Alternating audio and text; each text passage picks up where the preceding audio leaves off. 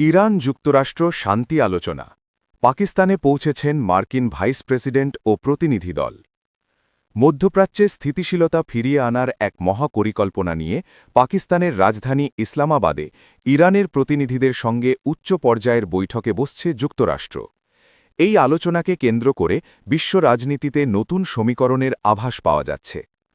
আলোচনার মূল সংবাদ ও প্রতিনিধি দল বার্তা সংস্থা রয়টার্স ও আল জাজিরার তথ্য মতে পাকিস্তান সরকারের উচ্চপদস্থ সূত্র নিশ্চিত করেছে যে এই শান্তি আলোচনায় অংশ নিতে ইতিমধ্যে ইসলামাবাদে পৌঁছেছেন মার্কিন প্রতিনিধিরা নেতৃত্বে রয়েছেন মার্কিন ভাইস প্রেসিডেন্ট জে.ডি. ভ্যান্স প্রতিনিধি দলের গুরুত্বপূর্ণ সদস্য মধ্যপ্রাচ্য বিষয়ক বিশেষ দূত স্টিভ উইটকফ এবং সাবেক মার্কিন প্রেসিডেন্টের উপদেষ্টা ও জামাতা জ্যারেড কুশনার বৈঠকের লক্ষ্য ও উদ্দেশ্য দীর্ঘদিনের কূটনৈতিক অচলাবস্থা ভেঙে এই আলোচনার মাধ্যমে বেশ কিছু লক্ষ্য অর্জনের চেষ্টা করা হচ্ছে বৈরিতা নিরসন মার্কিন ও ইরানের মধ্যকার দীর্ঘস্থায়ী উত্তেজনা কমিয়ে আনা আঞ্চলিক স্থিতিশীলতা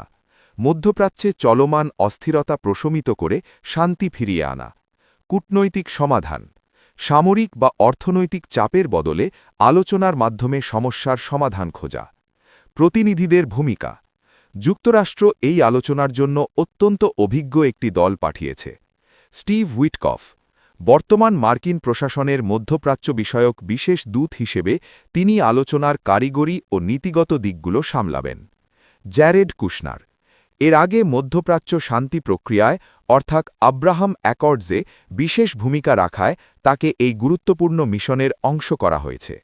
পাকিস্তান সরকারের মধ্যস্থতায় বা উপস্থিতিতে আয়োজিত এই বৈঠকটি বর্তমান বৈশ্বিক প্রেক্ষাপটে অত্যন্ত তাৎপর্যপূর্ণ যদি এই আলোচনা সফল হয় তবে তা মধ্যপ্রাচ্যের রাজনীতিতে এক নতুন অধ্যায়ের সূচনা করবে